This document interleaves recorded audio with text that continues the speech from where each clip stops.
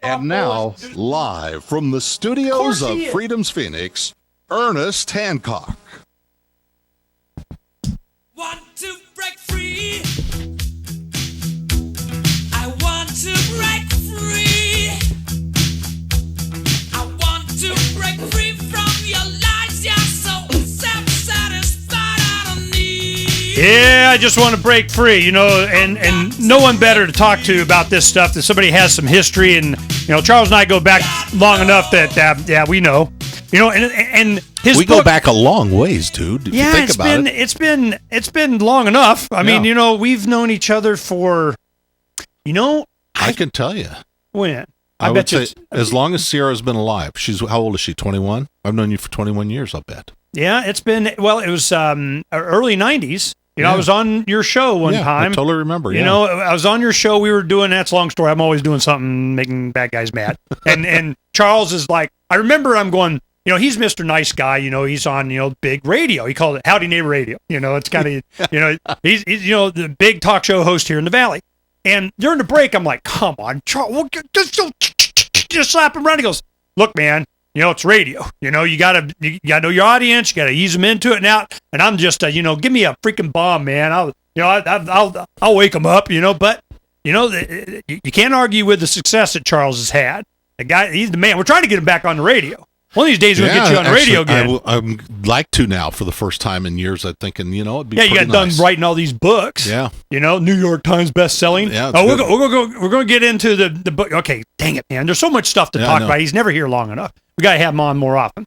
Okay, now this is the one thing you'll see right here for the video audience, a $1 meltdown. Now, you wrote that. All of a sudden, it's New York Times bestselling. Yeah. They're going, pretty nice. You guys got skills, man. Ernie, now it's an international bestseller. They published it. I haven't heard about it. They published it elsewhere in the English-speaking world, but I didn't get it, extra for that. That's part of the deal. But the Chinese bought the rights to publish it. South Korea, I saw it at number 6 on the bestseller list in South Korea when it just came out a couple months ago there. I don't know how it's done in China yet, but now it's international bestseller. Oh, you're so pissing off somebody.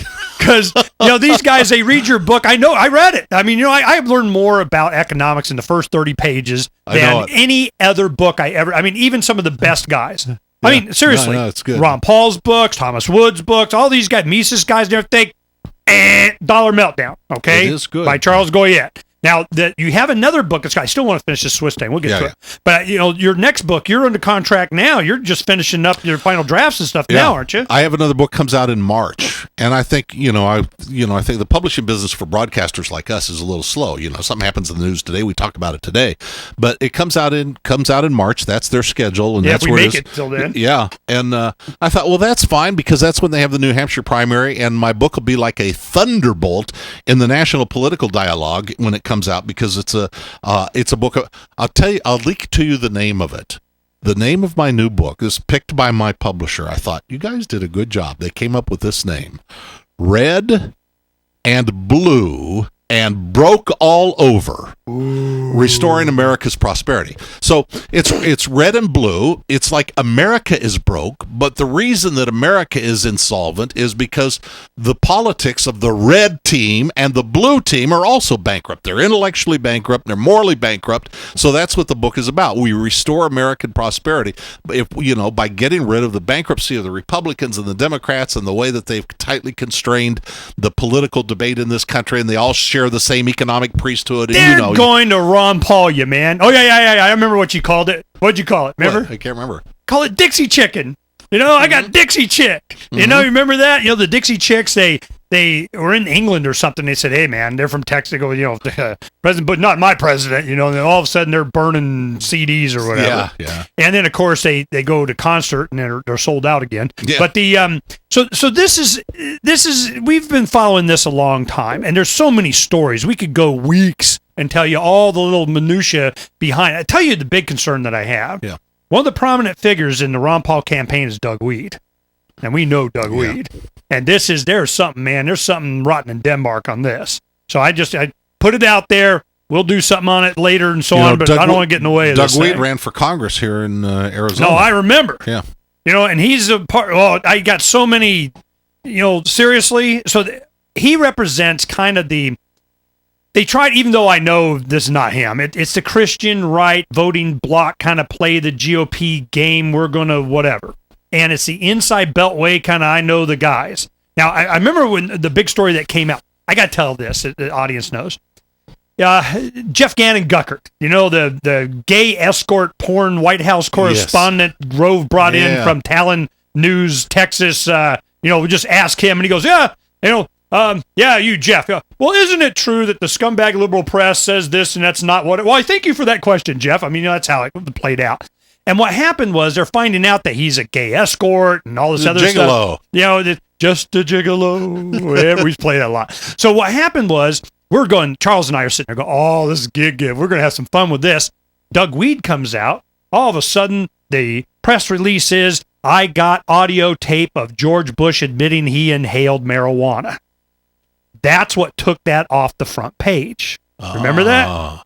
That was, he's like, I got, and then what's Bush saying? Well, I didn't want to admit to it because I knew if I became president, they'd tell their dad, well, the president inhaled marijuana. I had a read on that. It was a little bit different. I thought that was actually Doug Weed letting the powers that be know, not to mess with him because he has a lot of information. No, it was at the same time. Yeah, I remember. That's, we were sitting there all geared up for that. I think there's more to that than meets the eye, though. Yeah, but until somebody tells me different, that's how it played out.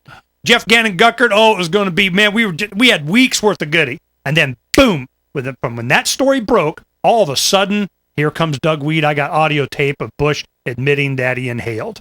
And I'm going, right. Heck, they probably did the tape the day before, made sure he had it, Yeah. Just change the lead, wag the dog. We've been through this a lot. But before we run out of time, the Bloomberg thing, I need to understand. Okay.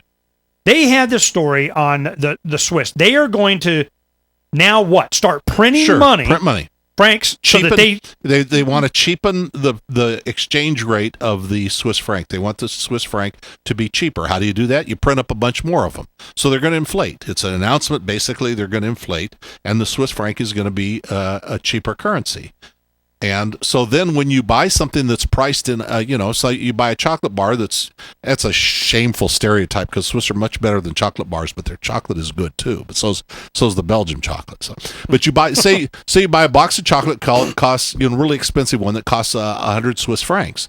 You're in England. You're in the United States. You go exchange your money for Swiss francs to buy it, and now it's cheaper. The Swiss franc isn't as high. Its exchange rate isn't as high.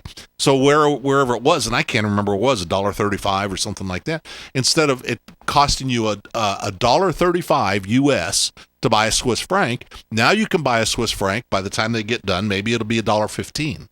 So it's substantially cheaper. So you can buy something from Switzerland.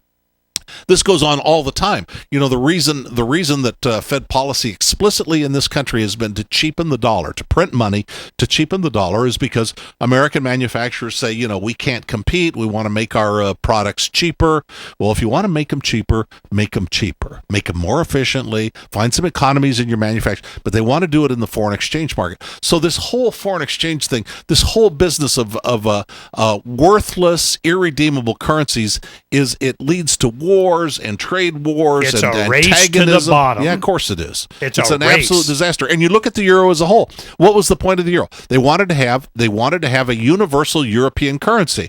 Oh, there is a universal currency. Nobody has to do anything. It's called gold. 1/10 of an ounce of gold or an ounce of gold in Switzerland is the same as an ounce of gold in France, in Germany, in Norway. There is a universal currency already. Why didn't they want to use it? Because they don't want value. They want manipulation. Exactly. Yeah, they want to be able to change because they got the reins of power. They want to change it to their advantage. And which is why Nixon took us off the gold standard here 40 years ago this week. So now we're in a situation to where it's coming unglued and it's going fast, a lot faster than people anticipated. Charles Goyette wrote the book The Dollar Meltdown, saying, "Let me tell you what's going to happen. This is how it's going to happen. This is the order that it's going to happen, and this is what's happening." Well, guess what? Prophet, clairvoyant, not. He just understood Austrian economics.